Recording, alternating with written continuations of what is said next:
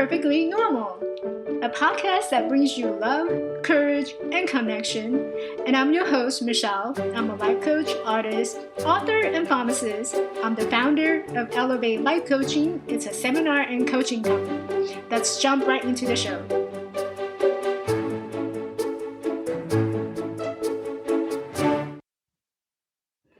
Welcome, everybody. Thanks for joining in this week on this episode of podcast. So this week, I don't know about you, but I've been home since Wednesday. Yeah. So my other role, as many of you I already know, that I work as a pharmacist in the hospital. So for me, I still have to report into the hospital, which, just I wanted to give a shout out to all the healthcare professionals. Thank you so much for putting your time and effort and also your life in danger for all of us to care for our currently who are not well, who are sick.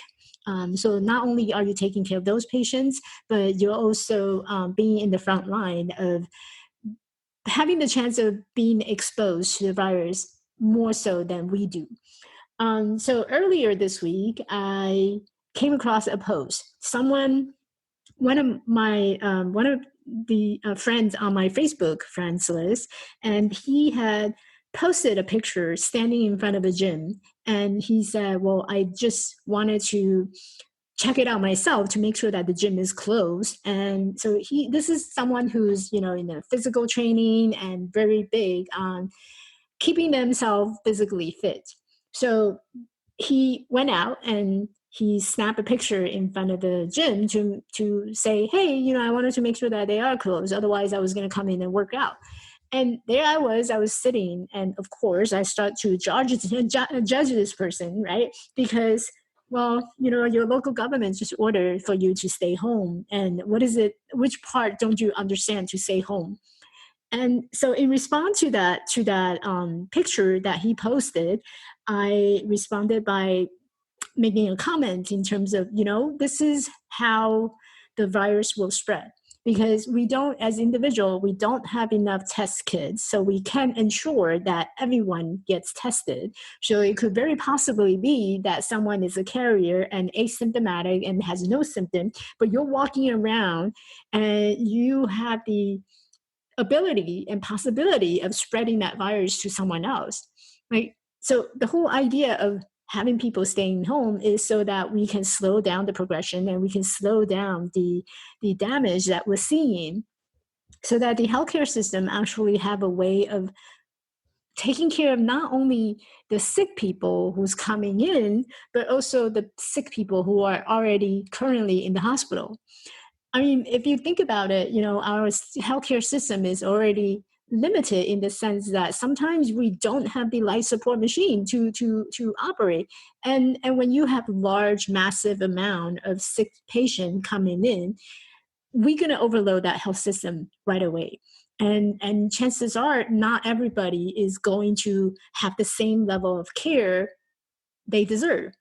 So instead of creating that to that point where we are unable to care for them, why not do our diligence by stopping the virus from our part, that things that we can do on our part to prevent the spread of the virus. So that was the whole idea and the premise of, government advising you to stay home. And so for someone who's really into fitness and health, it was just beyond my belief that you would go your way out of proving that fitness is far more important than the basic concept of saving the humanity and saving your neighbor. And that was just unacceptable to me. So I wrote a big post about, why we need to stay home, why we need to do our diligence and play our parts as a citizen of this world. So I created that post. But, today what I really wanted to talk about is the connection that we make. Yes, there's so many negativity that's going on the Facebook, on the social media. There's a lot of bad news. There's also a lot of good news, right? But a lot of us don't focus on the good news. We shift our attention to what's going on, what's going to happen, and who is buying what, and what are we running out of, and do we have enough supply? And so it's all based on the negativity, and it's all based on the scarcity mind, where we're afraid of running out of things. But what we're not looking at is also the good things that's coming out of this. And I was just having a conversation yesterday with a friend of mine, and we were doing the Zoom meeting, and I said, there's a situation where it comes up, and it's natural for us to respond it in a very negative way. It's natural for us to feel that we are at the effect of event or things that happen to us. But in the same time, every event, every challenging moment has an opportunity for us to see things very differently, view things very differently, and also behave very differently. So the fact that we are here, the fact that this is a virus that's killing a lot of people, this is the thing that's creating a lot of stress and also anxiety within us. But there's also opportunity in this. And what are the opportunities behind this? So the opportunities are a number of things, right? So it opened up the door for us to look at like the way that we behaving on the individual level and also on a government level, on an organization level. There's areas where when we never thought about looking into. So for example, emergency response. Have you ever think about this is a pandemic? It's a worldwide effect. What if it happens again? Do you have a plan? Do you have any steps in terms of how you are going to prepare yourself should this event happen again? And who knows? If it's not this virus, it could be something else that happened on a worldwide scale level. Are you prepared to manage things like this? And on a government or on an organization level, do you have a plan, a rapid response plan to react and to respond to a situation like this? What are your procedure? What are your steps in organizing? You get the team member quickly so that you can act quickly in events like this. So those are the opportunity that show up, in terms of procedure, steps, how do we respond? What are some of the tangible things that we can do to prevent this event from happening? So that's one of the opportunity. And the other opportunity is looking at the way that we've been connecting with each other. So we rely heavily on, in-person meeting. We do a lot of in-person connection. But what about in the cases like this, where in-person meeting is no longer viable? It's no longer recommended. Do you have a backup plan for a virtual meeting? Do you know if you have the resources that you can use to set up a virtual meeting? Do you know anyone who may have the skills to set up the virtual meeting? So this is also an opportunity for us to look at like what are our resources in case that we need something like this to be set up. We need to have speakers. We need to have people who's able to help us setting up in the organization, also with our business, so that it becomes less painful at the last minute. So that's another opportunity in terms of the virtual external connection that we need to make. Another connection that we need to make is our interpersonal relationship.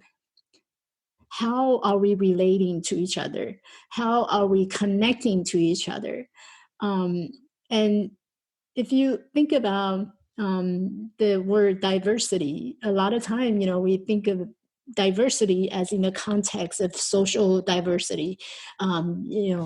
Asian, you're Black, and that person is white. We associate diversity with race, with age, with gender.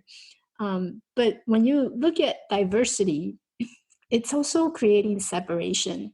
It puts us into categories.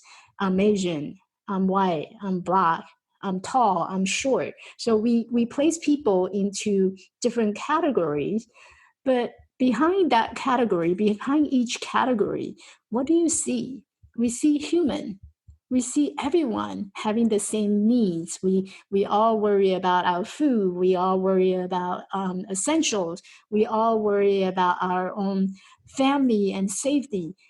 So if you were to take diversity out for a minute and really looking at the humanity as a whole, we are all interconnected to each other on a human level. So I see you, you see me, we're all in this together. And again, a couple of episodes ago when I was start talking about coronavirus, I said the virus doesn't discriminate you. The virus will infect Asian, will infect you, it will infect me, it will infect anybody. The virus doesn't discriminate. So it doesn't know that there's a difference with our diversity. So everyone is on the same page, everyone is equal. Um, so then it brings up the connection among our humanity, because what you need is the same as what I need. We all need that security. We all need that feeling of safety. We all need that feeling of being sheltered. We all need that feeling of being loved. And we need to, that social connection, it's all there, which is why it makes sense why when we're being told to social distancing, it creates some a certain degree of anxiety for many people, because suddenly they're homebound and they have less connection with other people. They're not going out and socializing anymore. So having loss of that connectivity, it's stressful, it's overwhelming, and it's not comfortable to be by yourself. Especially if you're an extrovert, then this is something that you probably, it's very strange for you to stay in a confined area in your home and you don't really see anybody else. You can't give people hugs, you can do handshake. So we all long for that connectivity with one another. So it makes sense why there's a lot of anxiety and there's a lot of nervousness, and people like to be connected, and we all want to be connected. So which really brought up another interesting thing is that, you know, when initially, before all these happened, right, the way that we were behaving, it's almost seems strange now, right? Because the way that we've been behaving culturally, well, how do we make that connection? It's often by handshakes or hug and kisses. So if we were to look at as opportunity right now, I wonder if this opportunity means that we're going to do less handshakes and less hug and kisses in the future. And I was telling someone this morning that, if you look at the incidents in Italy, that culturally, Italians are very open, warm, and welcoming, and they love hug and kisses. So it makes perfect sense why the virus spread so quickly in Italy, because their value is family and friendship and that connection. So it makes total sense why the virus is spreading as such at a much higher rate than any other countries. So if we were to look at the opportunity of, what this virus brings for us, perhaps it has to do with, looking at our culture and looking at how we're behaving for the last decade.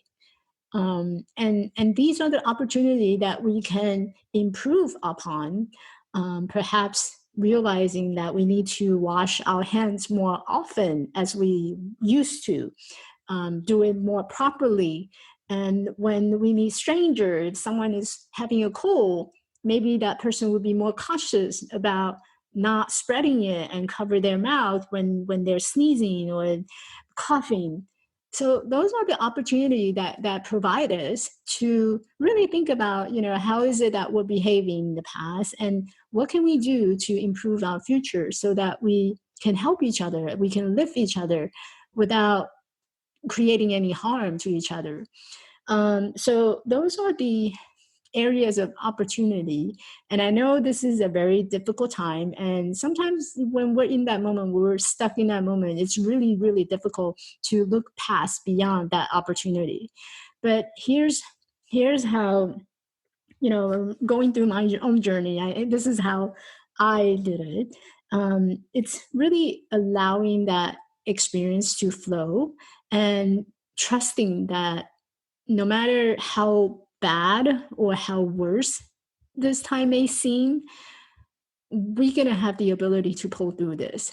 And we can do it by coming together, be connecting to each other, helping each other, giving each other a helping hand, helping those who are in need. Practicing our love, compassion, and kindness is the biggest and most important tools that would help us get through this. So as you go out and as you continue on your activity this week, think about, how you might be able to practice your love, compassion, and kindness to each other to get through this moment together. And don't forget, you always have that love, compassion, and kindness for yourself as well. You are just as capable of deserving that love, compassion, and kindness to yourself as much as others. So that's my 2 cents for this week. And that will be a wrap. Have a great week. Hey, thanks for joining me this week on Perfectly Normal. Make sure to visit my website at elevatelifecoaching.org. And if you found values in this show, I appreciate a rating on iTunes and Spotify. Or you can simply tell a friend about the show. That would really help me too. This podcast is made possible by listeners like you. Thank you for your support. And be sure to tune in next week for our next episode.